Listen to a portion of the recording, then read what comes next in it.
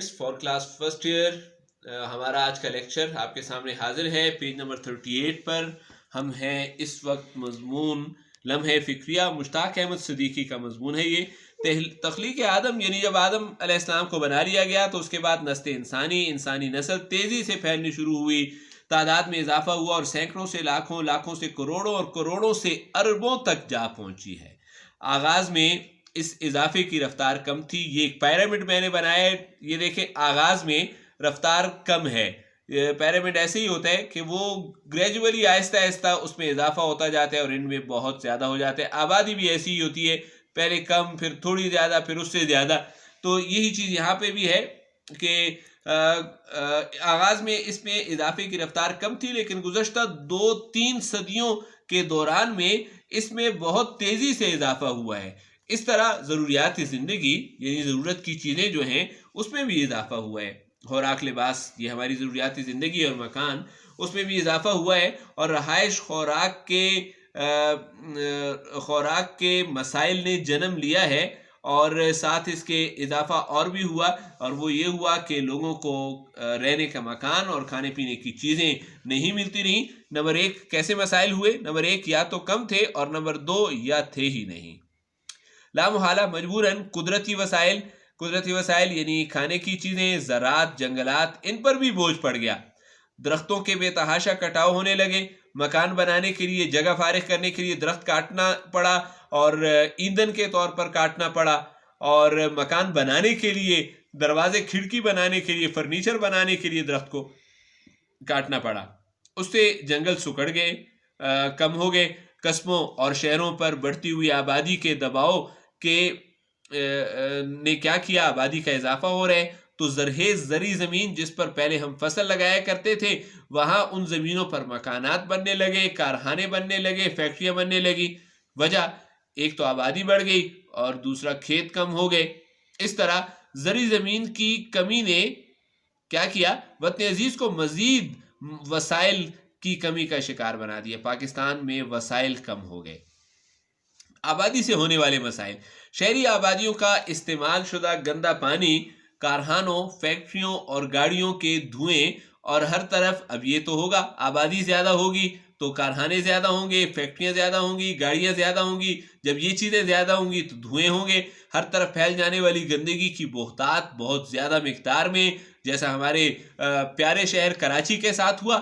آبادی نے وہاں پر گندگی کی بہتات کر دی، اور اس کثرت نے آبی پانی کے اندر پیدا ہونے والے نہروں، دریاؤں اور سمندر میں جو گندا پانی ہوتا ہے وہ، اور دوسرا فضائی آلودگی پیدا کی، یعنی ہوا میں دھوئیں کی وجہ سے، کاربن کی وجہ سے، اور زمینی آلودگی، جگہ جگہ کوڑا کرکٹ کے ڈھیر ہونا، اس میں اضافہ کیا ہے۔ اس طرح وطن عزیز میں جہاں ہر طرف آلودگی نے ڈیرے جمائے، قبضہ جما لیا، وہاں بڑھتی ہوئی آبادی کا بوجھ بھی ہمارے قدرتی وسائل برداشت نہ کر سکی۔ پہلی وجہ تو آلودگی ہو گئی، اور مزید کیا ہوا کہ قدرتی وسائل، زراعت اور جانور جن سے ہمیں گوشت اور دودھ وغیرہ حاصل ہوتا ہے، وہ بھی کم ہو گئے، اور جنگلات بھی ختم ہو گئے، برداشت نہ کر سکے، اور ہمیں وسائل کی قلت، کمی کا سامنا کرنا پڑا۔ اسی بنا پر، اسی بنیاد اور وجہ سے پوری دنیا میں بڑھتی ہوئی آلودگی اور آبادی کے پیش نظر کی وجہ سے پوری دنیا کے ماہرین معاشیات یعنی اکانومسٹ اور منصوبہ اکنامکس سے تعلق رکھنے والے، منصوبہ ساز، ملک کے لیے پلاننگ کرنے والے، اور ماحول کا تحفظ چاہنے والے، انوائرمنٹ کا خیال رکھنے والے لوگ جو تھے وہ فکر مند ہو گئے، اور وہ سب وسائل اور ضروریات میں توازن۔ وسائل اور ضروریات میں توازن کس چیز کو کہتے ہیں؟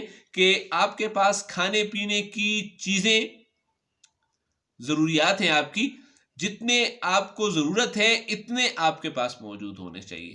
آپ کو اگر زیادہ ضرورت ہے تو زیادہ وسائل ہوں، آپ کو کم ضرورت ہے تو کم وسائل ہوں۔ یہ ہے توازن۔ توازن اس کا نام ہوگا۔ بلکہ تھوڑا سا آپ کے پاس ضرورت سے وسائل زیادہ ہوں کہ کسی وقت بھی مشکل وقت آ سکتا ہے تو آپ وہ زیادہ وسائل استعمال کر سکیں۔ توازن قائم کرنے پر زور دیتے ہیں تاکہ پوری نوع انسانیت تمام کے معیار زندگی کو بہتر کیا جا سکے۔ معیار زندگی تمام انسانوں کا کیسے بہتر ہوگا؟ جب سب کو اچھا کھانا، اچھا کپڑا، اچھا گھر ملے گا، اس کو کہیں گے معیار زندگی کا بہتر ہونا۔ یہ اسی وقت ممکن ہے کب؟ جب ہم اپنی بڑھتی ہوئی آلودگی، نمبر 1 ہم آلودگی کو ختم کریں، نمبر 2 ہم آبادی کو کم کریں، اس کے بارے میں فکر مند ہوں، ان دونوں ایشوز پر سوچنا ہوگا، ہمیں فکر کرنی پڑے گی۔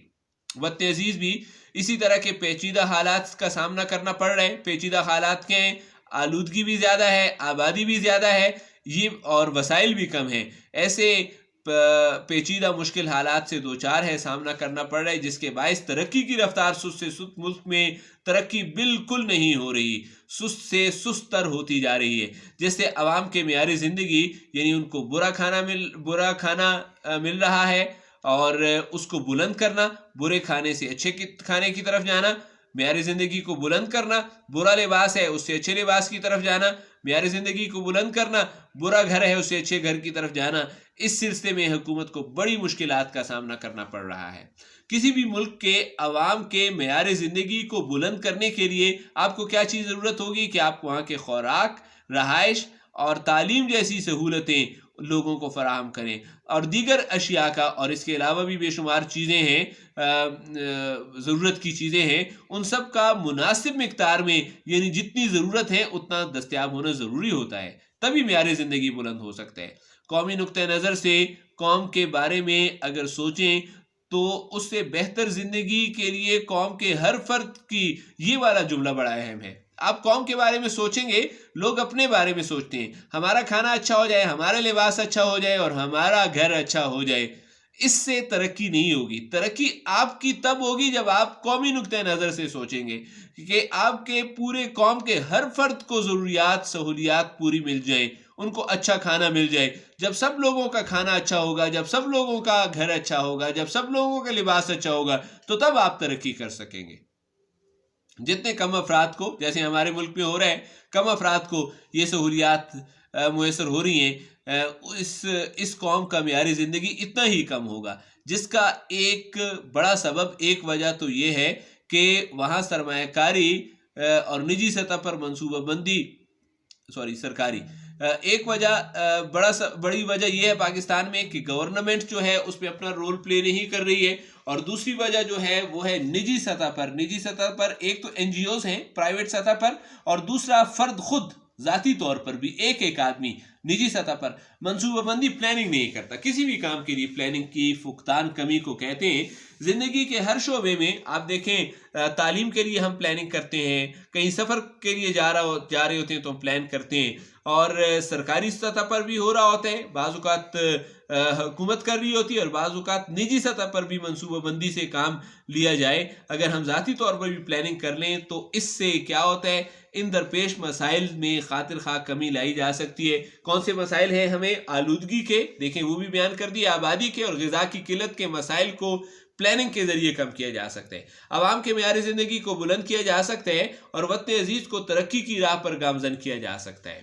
جوئے ہوں ہے لہر میں پر کوئی شیریں نہیں، جوئے خون ہے لہر ہے، اس کے لائن کا مطلب اوپر لکھتی ہے، قوم کے تمام افراد کا خون جوش مار رہا ہے۔ جوئے ہوں ہے لہر میں جوش مار رہا ہے، یعنی وہ کچھ کرنا چاہتے ہیں مگر ان کو کوئی مقصد اور منزل نظر نہیں آتی، کوئی شیریں نہیں مل رہی، ہر کوئی فرہاد ہے مفلسی کے دہر میں۔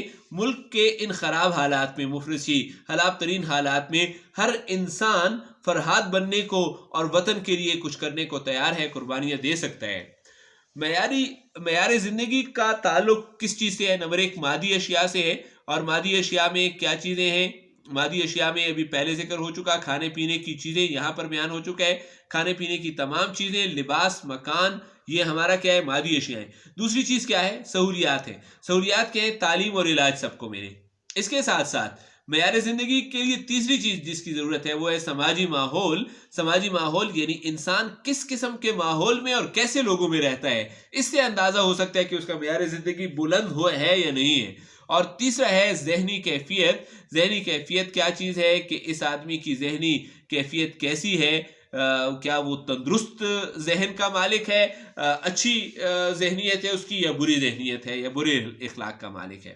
یہ چیزیں اندازہ لگاتی ہے کہ اس کا معیار زندگی کیسے ہے۔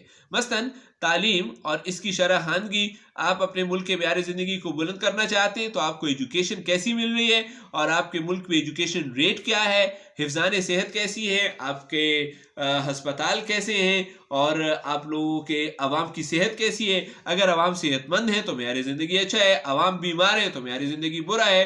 اور جمہوری اقدار کسی ملک کی کیسی ہیں، کیا وہاں لوگوں کو حکومت کی طرف سے پورے حقوق حاصل ہیں، کیا لوگوں کو تمام فیسلٹیز ملی ہوئی ہیں، تو یہ جمہوری اقدار ہوں گے۔ کیا لوگوں کو آزادی اظہار یعنی بولنے کی آزادی ہے، جہاں آزادی ہے تو اس سے ثابت ہوا کہ ان لوگوں کا معیار زندگی بلند ہے، اور جہاں آزادی نہیں ہے وہاں معیار زندگی پست ہے۔ اور سماج میں سب سے بڑھ کر یہ دیکھنا ہوگا کہ خواتین کا مقام کہاں ہے۔ آپ ویسٹ میں دیکھتے ہیں عورتوں کو بڑی عزت دی جاتی ہے، بڑی رسپیکٹ ہے وہاں پر عورت کی۔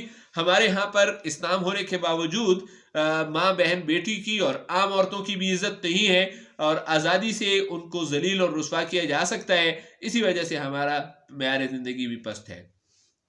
ترقی کے یکساں مواقع، سب لوگوں کو ترقی کے برابر مواقع میسر آئیں تو تب ہم کہیں گے کہ معیار زندگی بلند ہے۔ اور قانون کی پاسداری، کہ یہ لوگ قانون کا کتنا احترام کرتے ہیں۔ سب سے بڑھ کر اور سب سے پیاری چیز یہ ہے کتب بینی کی شرح، کہ یہ لوگ کتاب پڑھتے ہیں نہیں پڑھتے۔ ویسٹ کے ہاتھ میں نے دیکھا ہے ٹی وی میں، نیٹ پر اور ہر جگہ، کہ سفر کر رہے ہوتے ہیں، ریل میں بس پہ کھڑے ہوتے ہیں لیکن موبائل یوز نہیں کرتے۔ ہمارے بچوں کو موبائلوں نے خراب کر دیا، اور وہ کتب بینی کرتے ہیں۔ کتاب پڑھنا جو ہے وہ آپ کے معیار زندگی کو بہتر بنانے میں ممد اور معاون ثابت ہو سکتا ہے۔ کتاب ہی میں لکھا ہوا ہے، میں اکثر اس کے بارے میں ڈیبیٹ کرتا ہوں، بتاتا رہتا ہوں، لیکن کتاب میں آج یہ بات آ گئی ہے۔ بہتر معیار زندگی ہر فرد کا بنیادی حق ہے۔ پاکستان کے باہر ہر فرد کا حق ہے کہ اس کو اچھا کھانا، اچھا لباس، اچھی خوراک نصیب ہو، لیکن آبادی اور وسائل میں عدم توازن کیوں نہیں مل رہا؟ اس وجہ سے نہیں مل رہا کہ آبادی زیادہ ہے اور وسائل کم ہیں، یہ عدم توازن ہے۔ اگر آبادی اور وسائل برابر ہوں گے تو توازن ہو جائے گا، توازن ہوگا معیار زندگی بہتر ہو جائے گا، توازن نہیں ہوگا معیار زندگی برا ہوگا۔ اس حق کو متاثر کرتا ہے، اور اس کے نتیجہ کیا ہوتا ہے؟ اس کا نتیجہ یہ ہوتا ہے محبت ختم ہو جاتی ہے، ایک دوسرے کا احترام اور دردمندی ہمدردی ختم ہو جاتی ہے، اور رواداری برداشت لوگوں کے اندر نہیں رہتی۔ اس کی جگہ کیا آ جاتا ہے؟ لوگ خود غرض ہو جاتے ہیں، سیلفش ہو جاتے ہیں، ابتری ہو جاتی ہے، بدحالی ہو جاتی ہے، بے اطمینانی لوگوں کو ملتی ہے، سکون نہیں ہوتا، انتشار، پریشانی پھیلتی ہے۔ اس کے علاوہ کیا ہوتا ہے؟ معیار زندگی پست ہونے کی وجہ سے جرائم میں اضافہ ہوتا ہے، چوری، ڈاکے، قتل ہوتے ہیں، اور سماجی عدم توازن پیدا ہوتا ہے۔ کوئی امیر ہوگا، کوئی غریب ہوگا، کوئی ادنا ہوگا، کوئی اعلیٰ ہوگا، کوئی بڑا ہوگا، کوئی چھوٹا ہوگا، کوئی برا ہوگا، کوئی اچھا ہوگا۔ اس کو سماجی عدم توازن کہتے ہیں، جس سے سماجی بنیادیں کھوکھلی ہو جاتی ہیں۔ ہمارا معاشرہ ان باتوں سے کمزور ہو جاتا ہے۔ جہاں پر یہ چیزیں ہوں گی وہاں معاشرہ کمزور ہوگا، بے روزگاری کی شرح میں اضافہ ہوگا، اور اس سے بے روزگاری میں بھی بڑا اضافہ ہوتا ہے، روزگار لوگوں کو نصیب نہیں ہوتا، جابز نہیں ملتی ہیں۔ ضرورت پھر کیا ہے؟ ضرورت اس امر کی ہے کہ انسان سب سے پہلے تو خود اعتمادی کرے، اپنے آپ پر اعتماد رکھے، اور خود اعتدالی کرے، اور توازن کو پیدا کرنے کی کوشش کرے، تاکہ سرمایہ کاری کی راہیں، جب وہ توازن پیدا کرے گا آبادی کو کم کرنے کے سلسلے میں، تو کیا ہوگا؟ سرمایہ کاری بچت ہوگی، سرمایہ کر سکیں گے، اس کی راہیں ہموار ہوں گی، آسانیاں پیدا ہوں گی، ہسپتال، پارک اور اسکول بنیں گے، عوام کے لیے روزگار اور آمدن میں اضافہ ہوگا، اور غربت اور افلاس میں کمی واقع ہوگی۔ ہمارا سماجی نظام، ہمارا معاشرتی نظام، وہ کن چیزوں سے ہے؟ وہ نمبر 1 تاریخ سے ہے۔ تاریخ کیا ہے؟ تاریخ یہاں پر میں نے لکھا ہوا ہے کہیں پر، قدیم زمانے سے چلا آ رہا ہے، نظر آ رہا ہے، یہ قدیم زمانے سے چلا آ رہا ہے۔ اور ہمارا سماجی نظام دوسرا کیا ہے؟ جغرافیائی ہے۔ ملک پاکستان اس معاشرے کو بناتا ہے، یعنی پاکستان کے اندر ہمارا جو معاشرہ بنا ہوا ہے وہ سماجی نظام ہے۔ تیسرا سماجی نظام، تیسری کون سی چیز ہے؟ نظریاتی عوامل، نظریہ پاکستان کی روشنی میں بنا ہے، اس کے زیر اثر تشکیل پایا ہے، جس میں ہماری مذہبی اقدار سب سے اہم کردار ادا کرتی ہیں، یعنی ہمارے معاشرے میں اسلام، عبادات وغیرہ اور اسلامی طور طریقے سب سے اہم کردار ادا کر رہے ہیں۔ ان چیزوں پر عمل کرنا ہوگا۔ اس کے علاوہ دنیا اور آخرت پر ایمان رکھنا ہوگا، یہ ہمیں گناہ اور برائیوں سے بچائے گا۔ صداقت، سچ بولنا اور سچ کرنا، اور بزرگوں کا، والدین کا، بہن بھائیوں کا، عزیزوں کا، رشتہ داروں کا، دادا دادی کا احترام کرنا، اور والدین، رشتہ داروں اور پڑوسیوں کے حقوق کا خیال رکھنا۔ ازدواجی زندگی شادی شدہ لوگوں کے بارے میں ہے، وہ وفاداری کریں اپنے اسپاؤس کے ساتھ، مرد اپنی بیوی کے ساتھ اور بیوی اپنے شوہر کے ساتھ وفاداری کریں، اور سماجی انصاف، لوگوں کو ان کے حقوق دلوائیں، ایک دوسرے کے حقوق کا خیال رکھیں۔ اور اس کے علاوہ یہ ایک ایسی اسلامی اقدار ہیں، یہ ایسے طور طریقے ہیں جن پر چل کر ہم اپنے بہت سے سماجی مسائل میں حوصلہ افزا کمی لا سکتے ہیں، معاشرتی برائیوں کو کافی حد تک دور کر سکتے ہیں۔ ماحوظ یہ مضمون اخذ کیا گیا ہے، لیا گیا ہے ماڈیول سے۔ یونٹ نیم اس کا کیا ہے؟ تعلیم و ترقی آبادیات پروجیکٹ، اس ٹاپک کا نام ہے، کتاب کا نام ہے، شعبہ نصاب نے پرنٹ کی ہے، وزارت تعلیم حکومت پاکستان کی طرف سے یہ پرنٹ ہے۔ ڈیئر اسٹوڈنٹس، آپ کے ہم نے یہاں پر یہ دیکھیں کہ نثر کے جو ٹیکنیکل مضامین تھے، اپنی مدد آپ، جھوٹے آدمی، نظریہ پاکستان یوٹیوب چینل پر موجود ہیں، پاکستانی قومیت کا مسئلہ، کچھ ادب کے بارے میں، لمحہ فکریہ، یہ 6 انتہائی ٹیکنیکل مضامین تھے، یہ ہم نے پڑھا دیے ہیں۔ ابھی آگے یہ ناول ہیں،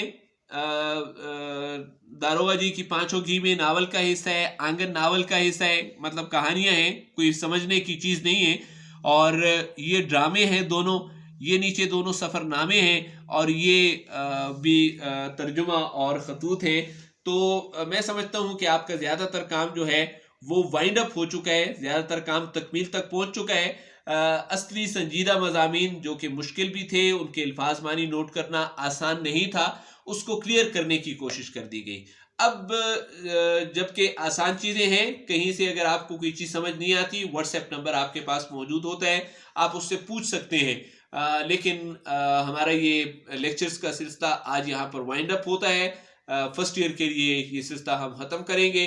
اگر آپ کو اشعار کی تشریح یا ایکسرسائزز کے نوٹس کی ضرورت ہے تو وہ آپ جو ہے ریڈی ہو رہے ہیں فوٹو اسٹیٹ فارم میں۔ آپ کو اگر آپ یہاں پر قریب ہیں تو آپ کو شاپس کا بتا دیا جائے گا، وہاں سے آپ خود فوٹو اسٹیٹ کر سکتے ہیں، پرچیز کر سکتے ہیں۔